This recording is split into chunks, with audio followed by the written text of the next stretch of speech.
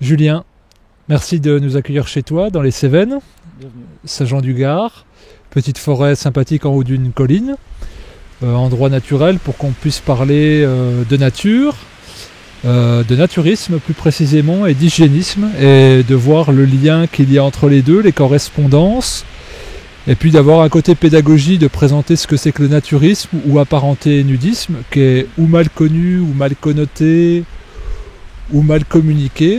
Et donc de voir les passerelles qu'il y a entre les deux mouvements, surtout historiquement. Mais avant ça, je te laisse te présenter. Bonjour à tous, merci de m'interviewer Fabien. Julien Volga, je suis dessinateur à la base et passionné par la nature humaine. Et en gros, je suis un militant naturiste depuis pas mal d'années. Donc pour résumer, en fait, quand tu disais le nudisme ou le naturisme est mal défendu, mal représenté, il est même mal compris, mais même par ceux qui s'en revendiquent. Donc voilà, il y a une quinzaine d'années, je suis rentré dans le mouvement parce que la question de la nudité me passionnait du point de vue, on va dire là. Émotionnel, social, spirituel. Et donc voilà, j'ai fait partie du mouvement et je disais naturisme comme tout le monde le dit, sachant qu'aujourd'hui le mouvement naturiste se résume uniquement au nudisme, alors qu'à l'époque c'était beaucoup plus large. Et donc c'était quasiment synonyme d'hygiénisme en fait.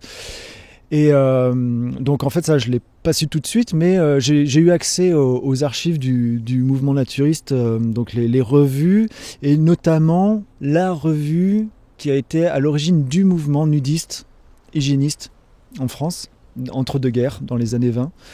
Et en fait, tu veux que je te fasse vite fait le résumé de l'historique, ouais. Alors du coup, entre deux guerres, tu as la première guerre qui s'est passée, ça a secoué beaucoup de monde, c'est le moins qu'on puisse dire. Et il y a eu donc tout un mouvement hygiéniste, naturiste qui s'est lancé, qui existait déjà en germe avant, mais qui s'est développé en réaction à toutes les destructions qu'il y a eu pendant la guerre, les destructions humaines, beaucoup de gens qui ont été gazés, etc., des ennuis de santé. Et donc il y a un mouvement naturiste au sens large, donc qui veut dire hygiéniste en fait, qui s'est constitué pour réagir à ça. Il y a eu plusieurs écoles, plusieurs mouvements qui se sont mis en place dans le but de régénérer l'espèce humaine qui avait été dégénéré par la guerre, mais aussi par une culture jugée délétère. Ça générait énormément de maladies, incurables pour la médecine de l'époque. Et en fait, c'est des principes naturels qui, là où la médecine de l'époque était impuissante, c'est la médecine naturelle qui avait des effets sur les tuberculoses, sur ce genre de maladies.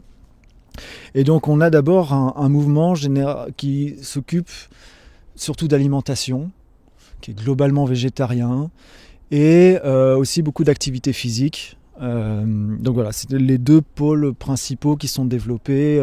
Alors par exemple, tu as Paul Carton qui lui était plus porté sur l'alimentation, les frères d'Urville qui étaient un petit peu plus portés sur l'activité physique, le sport, etc.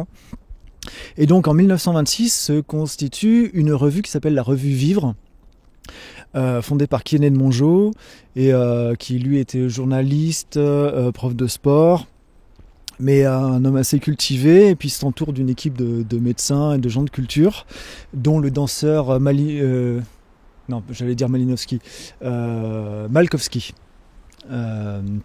qui était l'élève d'Isadora Duncan, pour ceux qui connaissent. Et donc son but, c'est de créer une sorte de naturisme intégral, c'est-à-dire le naturisme, l'hygiénisme étendu non seulement aux sphères physiques, corporelles, mais aussi aux sphères psychologiques, sociales, culturelles, éventuellement spirituelles. Et donc, c'est pour ce faire, ils utilisent beaucoup l'art pour communiquer. Et leur but, dans l'idée de régénérer l'espèce humaine, il y avait donc l'alimentation, le sport, mais avec une dimension beaucoup plus artistique. Et ils se penchaient beaucoup sur... plus que les autres naturistes, qui étaient tous non-nudistes à l'époque, j'ai oublié de le préciser. Il s'en réfère à la culture grecque antique, qui a cette notion très artistique de la santé, où la santé est synonyme de beauté, beauté est synonyme de santé, donc d'équilibre. Et voilà. Et du coup, ils publient une revue, la revue Vivre, et ils y publient dedans des photos de danseurs et danseuses nus, des élèves de Malkovski. Alors, on voit aucun sexe, on voit qu'ils sont nus, mais il n'y avait pas de nudité frontale. Et leur but, c'était, on va illustrer, montrer des corps, pour des corps, certes idéaux, mais ils ne sont pas idéaux comme ça, c'est pas tombé du ciel, c'est parce que c'est des corps sportifs, des corps gracieux qui ont bossé là-dessus. Voilà, nourris correctement et qui font du sport. Et en plus, ce côté, la grâce de la danse, qu'il y a en plus du sport. Et en fait, voilà, et donc ça passe bien, mais très vite, au bout de quelques mois de publication, il se passe 2 événements. Il y a le danseur Malkovski qui se fait interdire son spectacle pour cause d'obscénité, parce qu'il joue un Indien des plaines, qui est même pas nu parce qu'il a un pagne. Mais justement, il voulait mettre en avant le côté sain de la nudité d'un corps confronté aux éléments, qui bouge, voilà. Et donc, il est peu habillé sur scène, mais du coup, ça suscite un tollé. Et il se fait interdire son spectacle. Ce qui, déjà, heurte toute la rédaction et qui trouve ça complètement hypocrite, parce qu'il y a les Folies Bergères juste à côté. D'accord, on voit pas beaucoup de chair, mais c'est clairement... explicite, à connotation sexuelle, alors que son spectacle à lui a aucune connotation sexuelle. Donc déjà là, ça les heurte. Et dans le même temps, à quelques mois d'intervalle, ils reçoivent la lettre d'un médecin qui bosse aux colonies, le docteur Fougerat de la Tour, qui leur dit: écoutez, je vous félicite d'oser mettre des photos de nus artistiques. C'est vraiment, déjà, elles sont de bon goût, et en plus, elles démocratisent la nudité dans l'image des gens. Il se trouve que moi, j'ai fait une thèse de médecine sur l'héliothérapie, où je démontre que la nudité intégrale est beaucoup plus efficace dans le retour à la santé qu'avec un maillot, par exemple, etc. Il leur envoie cette thèse. Et donc, ces 2 événements conjoints, la rédaction se rend compte que, ouais, en fait, ça a l'air anodin, mais il y a une véritable question par rapport à la nudité. D'une part, une morale, une pression moraliste pudibonde qui est un jugement complètement à côté de la plaque. À côté de ça, en plus, du coup, ce jugement moraliste est même pathogène, puisque la nudité intégrale est bonne pour la santé. Il y a un problème elle empêche finalement, elle met une obstruction à la santé pour des raisons morales qui en fait n'ont aucun fondement. Et donc, du coup, dans les pages de la revue, ils commencent à publier les chapitres de ce livre qui s'appelle L'Homme et la Lumière, donc du docteur Fougerat de la Tour. Et par la suite, d'autres médecins vont développer la réflexion sur la nudité. Donc Fougerat de la Tour, lui, va surtout bosser sur la question de la nudité par rapport au soleil. Il va observer déjà que la peau, les micro-vaisseaux sanguins... Ah ouais, alors je vais plutôt présenter les choses autrement. Ils se rendent compte, en fait, tous ces médecins, que la peau, qui est un des organes les plus importants en masse de notre corps, qui a sa fonction propre de sensorialité et de protection du corps, il a aussi des fonctions supplémentaires qui viennent compléter, venir secourir d'autres organes, et il l'appelle le 3e poumon, le 3e rein, le 2e cœur. Le 3e poumon parce que la peau respire de manière importante, et il y a eu des accidents qui ont montré que si on recouvrait intégralement la peau de peinture, dans quelque chose d'hermétique, la personne qui a les voies respiratoires dégagées peut mourir d'asphyxie. Donc quelque chose d'important. 2e rein par rapport à la transpiration qui permet d'évacuer énormément de toxines. Et deuxième cœur, parce que du coup, Fougerat de la Tour, celui qui a écrit L'Homme et la Lumière, se rend compte que à la surface pas à la surface, mais juste sous la peau, il y a des micro-vaisseaux sanguins qui sont stimulés par le rayonnement solaire et qui se mettent à pulser et donc qui soulagent le cœur dans son travail de circulation du sang. Et donc là, on voit la peau et on pourrait dire oui, mais d'accord, mais si on est juste avec un maillot, c'est bon. Et il dit oui, mais il a fait des tests sur des personnes qui avaient perdu énormément de poids à cause de maladies, donc rachitisme, tuberculose, des trucs comme ça, et qu'il soigne avec les principes naturistes d'une alimentation équilibrée, etc. Et il s'est rendu compte que le soleil avait un impact sur les glandes, sur tout le système glandulaire en fait, le système hormonal, et qu'il s'est amusé à du coup cacher différentes zones du corps, et il s'est rendu compte que la courbe de poids elle était modifiée. Il a observé ça sur plusieurs personnes, et que la courbe de poids diminuait quand on cachait par exemple la thyroïde, et là où la courbe de poids fait la plus grande différence, c'est par rapport aux glandes sexuelles, qu'elles soient exposées ou non. Quand la nudité est intégrale, pouf, ça grimpe en flèche, alors que quand on met un maillot, pouf, c'est là qu'on voit la plus grosse différence. Donc il y a une énorme importance pour la nudité sexuelle. Et du coup, il se rend compte que ça met ça met le feu aux poudres, dans le sens où la revue va se faire interdire, parce que du coup ils vont se mettre à militer pour la nudité, comment dire, la dépénalisation de la nudité, que la nudité en commun, il y a la nudité individuelle qui est saine, mais la nudité en commun est encore plus saine. Et là, c'est le docteur Pierre Vacher, qui était sexologue, qui s'est rendu compte, qui a montré que le tabou sur la nudité, sexe confondu, âge confondu, générait à la fois des complexes et à la fois des obsessions, et des pulsions. Et du coup des pulsions qui n'avaient pas de raison d'exister avant, et qu'au contraire la nudité apaise socialement. Donc déjà c'est bon physiologiquement, et en plus ça apaise socialement le tissu social. Et au fil des années, assez vite, ils vont du coup chercher à avoir d'autres éléments. Alors il y a l'Allemagne qui avait déjà développé des centres nudistes où les gens se comportent très bien, ça dégénère pas en orgie comme tout le monde le pense. Et puis un autre élément vachement important, le docteur Fougerat de la Tour, il a bossé dans les colonies, et c'est dans les colonies qu'il s'est rendu compte de l'efficacité du soleil sur la peau nue, que ça permettait aussi de guérir les maladies de blanc. Les maladies de blanc qui ont été importées parce qu'on imposait le vêtement aux indigènes, donc ils étaient privés du soleil duquel ils étaient habitués, etc.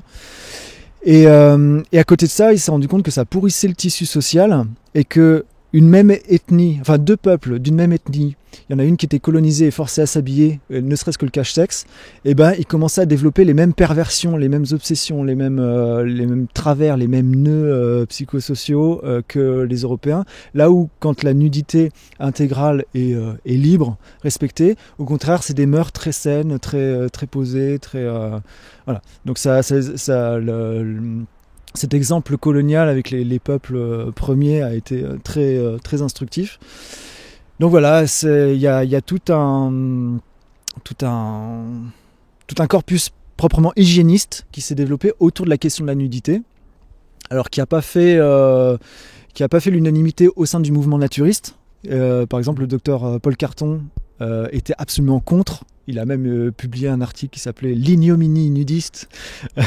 Et il a à un moment Dr Paul Carton a fait interdire la revue Vivre des kiosques de Paris, parce qu'il y avait des couvertures avec de la nudité devant, que c'était immoral. Donc bon, il y a eu tout un combat, et justement la force, l'ampleur de la répression à l'encontre de la nudité, ou du fait de militer pour la nudité, était aussi symptomatique du problème. Un truc aussi sain, aussi banal, enfin banal non parce que c'était pas habituel, mais aussi insignifiant finalement, que ça génère autant c'est un peu toujours le cas des censures Facebook par exemple, alors que la violence est globalement acceptée, la nudité, voilà, ouais. Et alors que la simple nudité non sexuelle, non pornographique pose problème. Et donc du coup, par ce biais-là, à la fois il y a eu une réflexion hygiéniste, physiologique, psychologique et psychologique qui s'est développée à propos du nudisme. Et à la fois, le nudisme a du coup, ça a été un petit peu la manière d'actualiser, de concrétiser la recherche d'intégralité du naturisme, d'étendre l'hygiénisme à la sphère culturelle, sociale.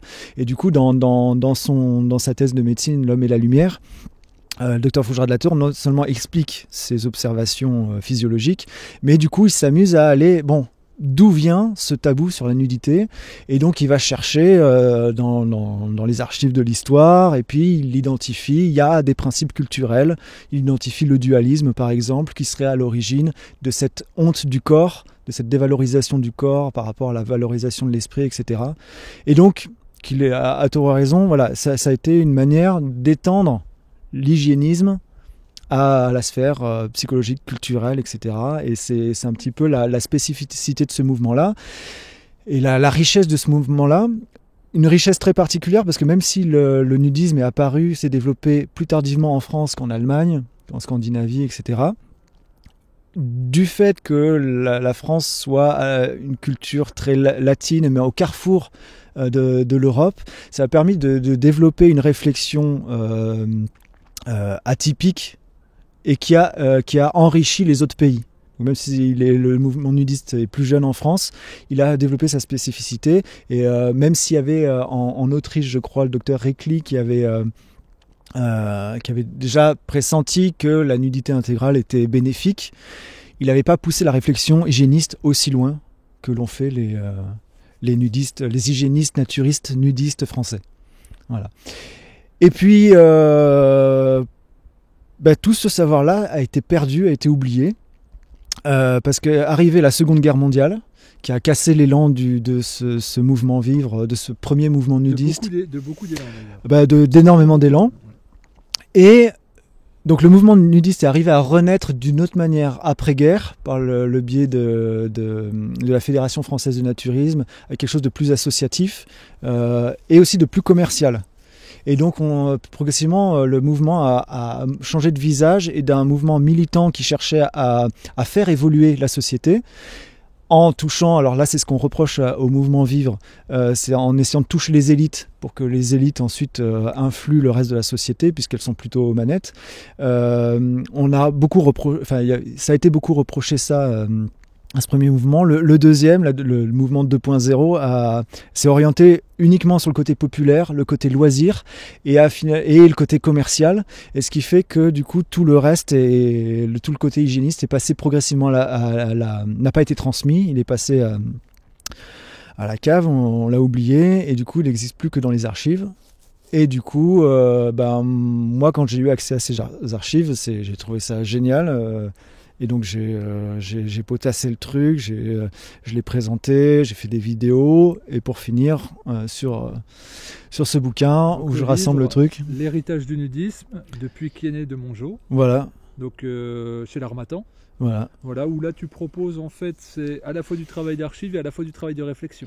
Oui, alors il y a la première partie, c'est, on va dire, le déroulé historique.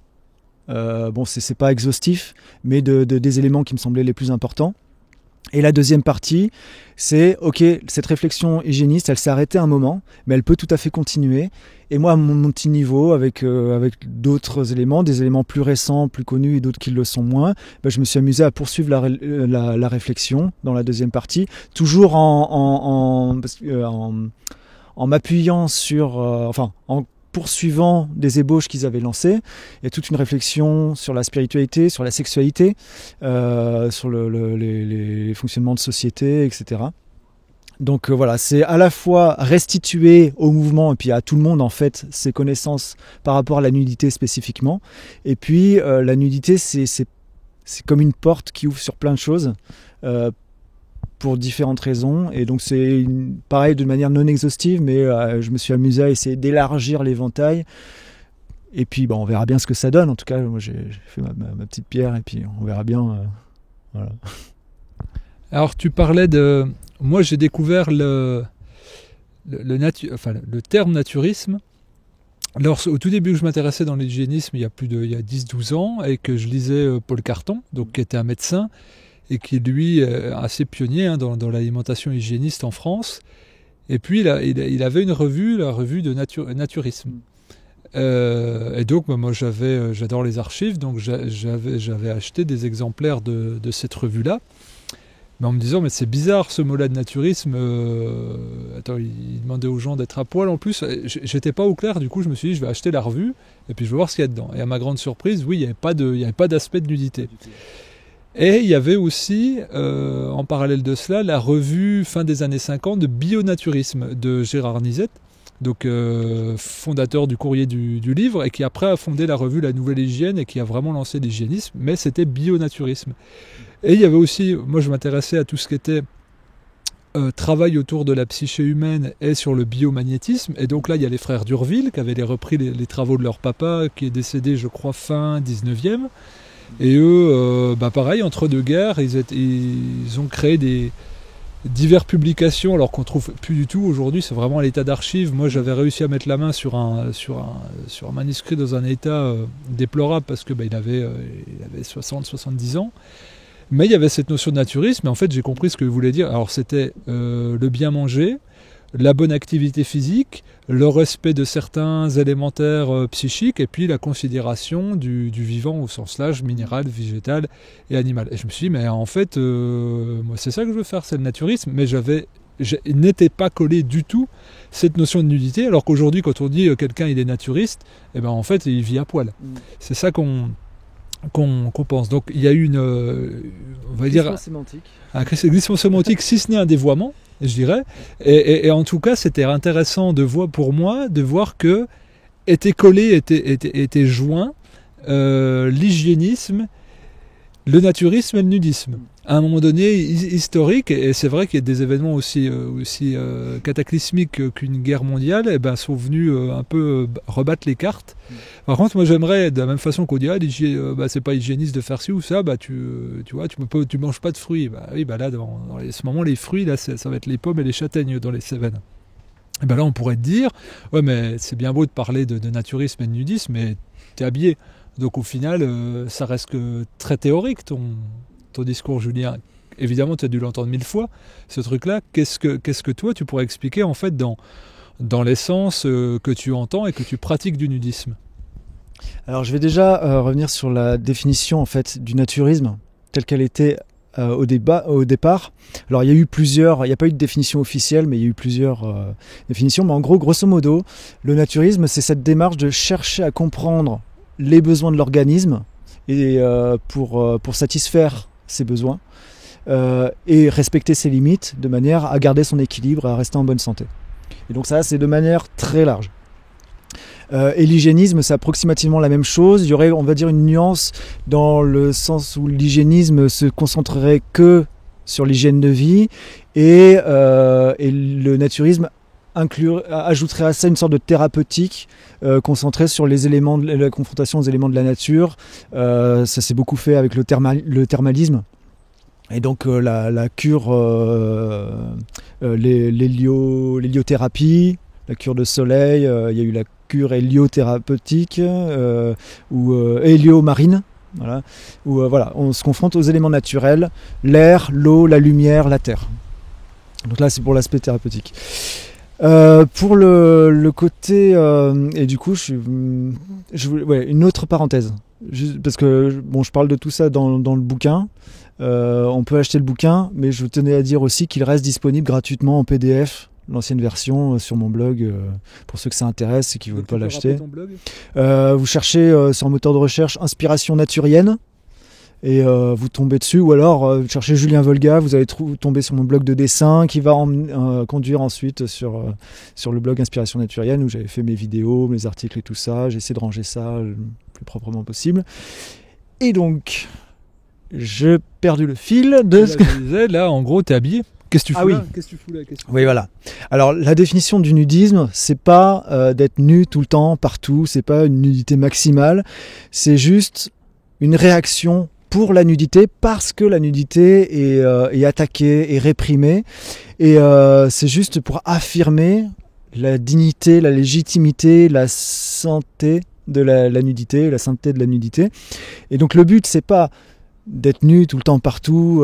C'est juste qu'on n'ait plus de problème avec la nudité, qu'on puisse l'être quand on en a besoin, qu'on puisse être habillé quand on en a besoin aussi, qu'on puisse choisir notre vêtement, et c'est aussi une réflexion sur quel type de vêtements on va porter, quel est l'impact de tout ça, et aussi une réflexion sur, puisque notre société a encore énormément de jugements sur le corps et tout ça, c'est une sorte de body positive. 3 à 4, un sorte de body positivisme avant l'heure, c'est-à-dire où on questionne notre rapport à l'autre, à la dignité du corps, mais de l'humain en entier. Et aujourd'hui, on est encore confronté, particulièrement les femmes, selon leur tenue, elles peuvent être jugées, attaquées. Ici, dans les Cévennes, c'est un peu plus tranquille. Mais par exemple, une femme qui a un débardeur, qui n'a pas de soutien-gorge, qui ne s'épile pas, elle peut se faire agresser verbalement, parfois même physiquement. Pourquoi ? Juste parce qu'elle est elle-même. Et que le nudisme, c'est aussi ce questionnement-là. Qu'est-ce qu'on est ? Qu'est-ce qu'on a le droit d'être ? Qu'est-ce que notre société ? Comment notre société nous accepte ? Quels sont les principes culturels ? Est-ce qu'il faut faire un tri dans les principes culturels qui nous habitent, qui nous ont fait grandir ? Et globalement, le naturisme, l'hygiénisme, le nudisme considère que, ok, on hérite d'une culture, on hérite d'une génétique, etc.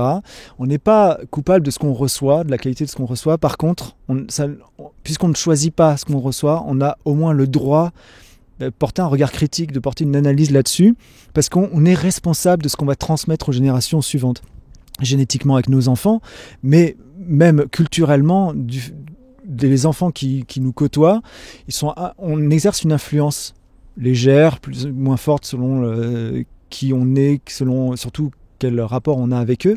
Mais en tout cas, on a cette responsabilité de qu'est-ce qu'on leur lègue, qu'est-ce qu'on leur transmet, et du coup, que ce soit l'hygiénisme, le naturisme ou le nudisme, c'est finalement cette prise de position. On prend le droit, on prend la responsabilité de mettre les choses à plat, de regarder, de faire le tri sur ce dont on a hérité, qui a peut-être été valable un temps mais qui ne l'est pas forcément aujourd'hui, et de qu'est-ce qu'on transmet ensuite, et donc voilà, c'est tout ce nuancier là dans le nudisme, et pas seulement d'être à poil pour les vacances juste pour profiter, on prend pas la tête. Donc bon, actuellement, puisque depuis des années le recrutement des nudistes qui se disent naturistes et qui rejettent le terme nudiste, enfin là c'est en train d'évoluer, ça tant mieux, mais c'est fait sur le côté loisir, le côté pas prise de tête, le côté consommation. Forcément aujourd'hui c'est pas la majorité qui cette histoire-là n'a pas, et ces principes-là n'ont pas été transmis, la plupart sont pas au courant. Mais il y en a de plus en plus, quand j'en parle, qui se montrent intéressés, qui sont contents, ne serait-ce que d'avoir des arguments pour pouvoir défendre leur position par rapport à leurs amis, à leur famille, à leurs collègues qui peuvent les juger, pour ça qu'ils peuvent les traiter de pervers. L'idée c'est aussi de leur donner des arguments, des outils, et de faire réfléchir les autres, non pas forcément pour les convertir, mais pour comprendre que la démarche est parfaitement saine en soi, elle est réfléchie, et que même si on n'y réfléchit pas, il y a des bienfaits. Et donc j'ai encore perdu mon fil. Je parle dans tous les sens, la pensée arborescente, c'est toujours ça. Voilà. Pour globaliser, pour revenir à ta question, voilà, le nudisme, c'est pas seulement se foutre à poil, c'est avoir une réflexion, une démarche, une remise en question. Et puis il n'y a pas que la nudité physique. Il y a aussi le dépouillement, le fait de vivre simplement, aussi la dénudation psychologique, mentale, qui est un exercice autrement difficile à faire, et mais qui fait partie aussi de la démarche de se dépouiller d'idées reçues, de reprendre, et en se mettant à nu, on devient réceptif à la nature, à notre propre nature. Il y a une sorte de contemplation sensorielle qui nous permet d'être plus en phase avec nous-mêmes, de mieux nous adapter à notre environnement. Encore une fois, il ne s'agit pas d'être nu en hiver, mais voilà, de plus avoir de problème avec la nudité et pour nourrir notre corps, pour nourrir notre esprit, et les dépolluer aussi.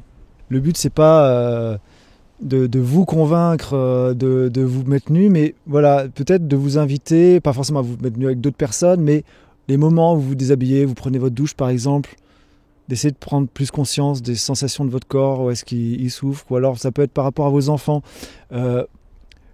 Les enfants, ils adorent être nus en général, et on a tendance à les engueuler. Non, fais pas ça. Peut-être juste leur expliquer. Bon, tu peux être nu, c'est pas grave, c'est normal, c'est plaisant. C'est juste que ça ne se fait pas dans tel milieu. Voilà, c'est de nuancer pour pas transmettre des traumas qu'on a reçus, parce que voilà, il y a une violence sociale dont on a hérité par rapport à la nudité. C'est pour ça qu'on est complexé, qu'on a souvent de l'amour-propre complètement brisé. Et donc voilà, c'est une invitation à reprendre. En tout cas, se réconcilier avec son corps, se le réapproprier tel qu'il est, avec son vécu, avec ses accidents. Il n'y a pas de corps parfait, en fait, ou très peu, et en fait, ils ne sont pas intéressants, parce que c'est attendrissant aussi, les vécus des gens. Et ça, c'est un truc vachement intéressant aussi, qu'il peut y avoir dans les centres naturistes. Il y a pas mal de femmes, par exemple, qui ont eu un cancer du sein, qui ont une ablation du sein. Et en fait, ça passe. Au bout d'un moment, on ne le voit plus. On le voit même très peu. Voilà, des gens qui ont qui viennent là justement pour... Enfin, on a le droit d'exister dans ces moments-là. Mais bon, encore une fois, c'est pas pour vous dire allez dans les centres naturistes et déshabillez-vous. Mais voilà, c'est dire quand il y a quelqu'un qui est nu, c'est pas forcément un pervers. Ou peut-être même qu'on peut dire derrière le pervers, il y a un humain en souffrance qui cherche quelque chose. Et donc le nudisme peut proposer des réponses, pas forcément qui sont universelles, mais voilà, c'est... Effectivement, le but, c'est de proposer, alimenter la réflexion collective et que chacun en fasse après ce qu'il veut, mais qu'il ait pu avoir des éléments qu'il n'avait pas sans ça, quoi. Voilà. Merci Julien. L'idée, c'était vraiment de faire de la pédagogie autour de cet aspect de la nudité, parce que c'est vrai que elle est omniprésente quelque part dans la publicité, dans les films, dans les médias, on en parle beaucoup, dans les magazines. Et puis dès l'instant qu'il s'agit d'illustrer le corps par le corps, on va dire sans argument promotionnel, sans pornographie, sans idéologie, quelque part, eh bien le corps, ça devient tout de suite à tabou. Alors que tout le monde évolue nu, et moi je trouve que ta réflexion, qui n'est pas, et ta proposition de faire réfléchir l'autre, elle n'est pas du tout militante, sinon on n'échangerait pas, c'est simplement de donner une grille de lecture de ce qui toi t'anime, d'un sujet sur lequel tu réfléchis, tu as écrit, pour lequel tu as un engagement, mais je dirais qui n'est pas dogmatique, surtout pas. C'est plutôt vraiment une grille de lecture, de compréhension, une invitation à réfléchir. Et donc je te remercie vraiment pour ça. Je sais qu'il y a d'autres sujets qui te passionnent, le matriarcat notamment. Voilà, tu as un blog où tu expose différentes choses et puis de montrer que c'est inclus dans un art de vie, parce que c'est vrai qu'on a dit les nudistes, les naturistes, c'est avant tout des humains qui ont choisi à un moment donné de se dévêtir pour des raisons qui collent à leur pratique de vie.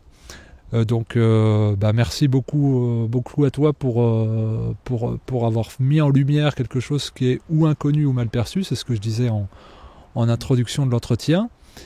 Et puis voilà, de comprendre qu'on peut, dans ces facteurs naturels de santé, avec toutes les études, les médecins que tu as cités, le fait de s'exposer davantage à la lumière, aujourd'hui on ne peut pas aller plus à l'inverse. C'est un peu compliqué. Par 5 degrés, c'est un peu compliqué, mais reste que justement, on est au moins dans cette posture on a quelques mois pour réfléchir avant les beaux jours, pour savoir où on est dans le tabou, où on est dans la provocation, où on est dans la santé, où on est dans le ressenti. Et puis à chacun de trouver son équilibre, au moins intellectuellement. Donc merci beaucoup à toi. Merci à toi.